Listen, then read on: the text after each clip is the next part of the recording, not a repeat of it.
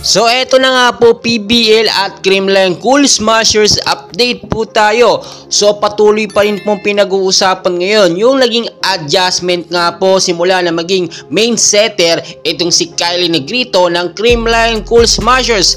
So sa mga naunang laban nga po ng CCS ay nakita natin na nasa adjustment period pa at nangangapa pa nga masyado itong si Kylie Negrito. Bakit ka mo? Hindi po kasi ganun nabubuo yung sinasabi natin na Gemma connection with Kylie Negrito at Tots Carlos connection to Kylie Negrito. Bakit ka mo? Dahil sa mga huling laban nga po, nakikita naman natin na masyadong matataas ang mga set nga po ni Negrito at madalas lang na ibibigay dito nga po kay Michelle Gumabaw. Doon nakikita naman natin ginagawan talaga ng paraan itong ni Kylie Negrito yung maayos na set, which is yung mga set nga po noon ni Gia Morado. Ang nakikita po kasi natin dito talagang nakakapanibago. Mas sanay na sanay po kasi itong si Gemma Galanza at si Tots Carlos sa mga easy set po ni Gia Morado noon.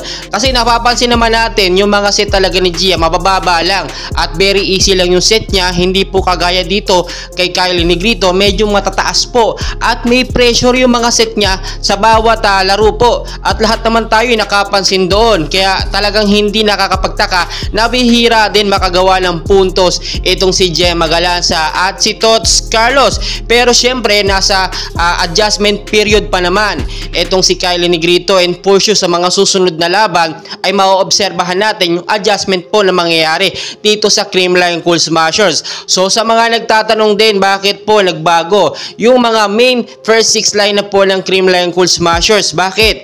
Ang pinaka main reason po dito ni Coach Sherwin Meneses, at dahil nasa early at pagkisimula pa lang tayo ng PBL All Filipino Conference ngayon, ay talagang hinahasa muna or binibigyan ng pagkakataon, opportunity yung mga bench player nga po na hindi masyadong nakakapaglaro ng mga nakaraang PBL.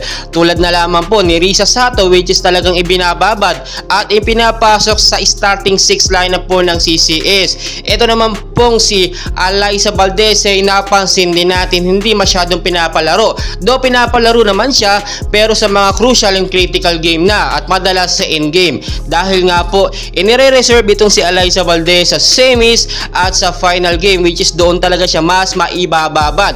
Alam naman natin, alam kong naiinip kayo at gustong-gusto nyo makita ang appearance ni Valdez sa loob. Ako din naman pero syempre dapat alagaan din at priority din natin yung kahulusugan ni Alyssa Valdez na hindi pwedeng masagad. Hindi lang si Alyssa Valdez, lilinawin ko lamang po sa lahat po ng player ng Creamline Cool Smashers. Talagang dapat ingatan at nakikita natin ngayon wala itong si Gia Morado at itong si Ced Domingo wala din, nasa adjustment period pa talaga itong Creamline. Pero nakikita natin yung mga pumalit or yung mga dumating na bago nga po dito sa CCS ay talagang mapapakinabangan at mas magpapalakas pa sa CCS tulad na lamang po ni Mapi Galanza, hindi pa siya pinaglalaro dito nga po sa mga naunang laban or mga laban ng CCS ngayon, hindi pa natin nakikita. So talagang pasabog yan at talagang alam natin may inahahanda po ang CCS, si Coach Sherwin Meneses, sa mga susunod po na laban ng Creamline Cool Smashers. So napakadami natin dapat abangan.